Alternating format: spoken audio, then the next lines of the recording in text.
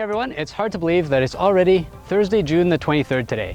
And after what feels like one of the most difficult planting seasons in about 2 decades, we're happy to say that I think we're done planting for 2022. It was one of the most difficult seasons in recent memory in terms of planting. All of the plants seemed to change, and there was a lot of changes in terms of crop rotation, field-to-field changes, as well as hybrids and variety changes. So thank you very much for bearing with us as we struggled through some of those changes this spring, as well as for your continued support. Once again, corn was one of the earliest crops to go in, and in this particular field, the hybrid is P7861 Acre Max, and it was planted on May 11th, and that was one of the earliest fields in this particular area. Planting conditions were not optimal this year in a lot of cases, and in this particular field, we took a look at it. It was very coarse, hard rubble in a lot of cases. The seed trenches weren't closing well, and there was always mud sticking to the closing wheels. So one of two things was going to happen. Either it would continue to rain and emergence would be okay, or it would dry out, those trenches would continue to split open, and we'd have a bit of a challenge in terms of plant population. We all know that it just kept raining, and in this particular field, the emergence is better than it has been in the last 3 to 4 years. So that's the great news. Now that we have that rain and it's started to really warm up, growing conditions are optimal. So that's fantastic for the corn, soybeans, and all of the other crops as well. There's 3 things that we really should be paying attention to right now.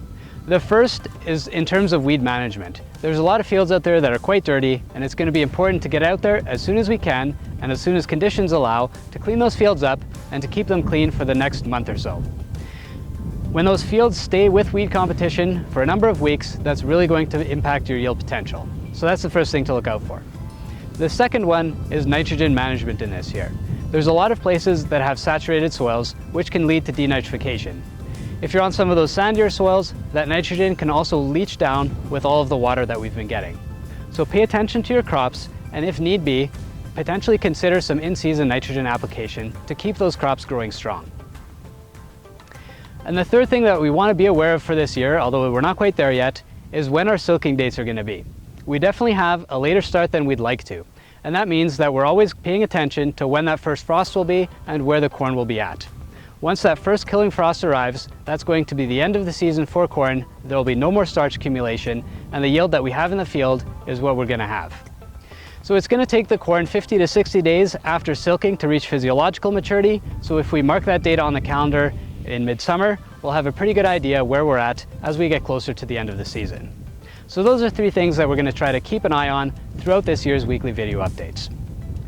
The spring of 2022 saw a lot of later than average corn planting dates, and we've often been asked how late can we possibly plant grain corn and still expect a decent harvest in fall. While the silage hybrids can be planted until about June 15th, we often say that the 1st of June is really the end of the comfort zone for planting grain corn. Right now, I'm in a plot near Turon, Manitoba, where we have an early grain corn plot, which is planted to the west here on June the 10th. So that's as late as we're likely going to ever go.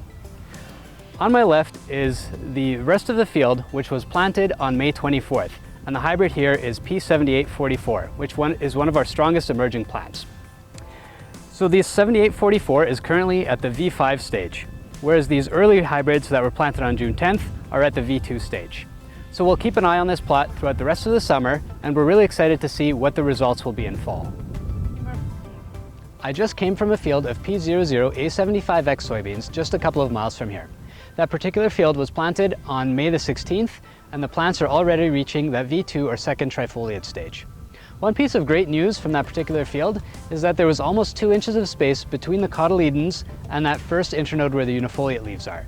And that suggests that the bean set will be relatively high this year due to warm weather after emergence. So that will obviously lead to ease of harvest, so that's something to look forward to. One slight challenge is that we're going to be later into the reproductive stage. Usually the summer solstice, which happened on the 21st, is going to trigger those beans into starting to flower. Obviously, with the ones that are just coming out of the ground now, they're going to be a little bit behind and trying to put on the vegetative growth as well as getting to the flowering stage as fast as possible. So they are going to be under a little bit of stress. So that's one more reason to try to keep those fields clean. A lot of other crops are doing well also. In terms of the first cut of forages, they're well underway and we're having some fantastic yields. So that's great news, especially on those dairy farms where getting the corn crop in has been an incredibly difficult challenge this spring. So we'll talk a little bit more about that next week.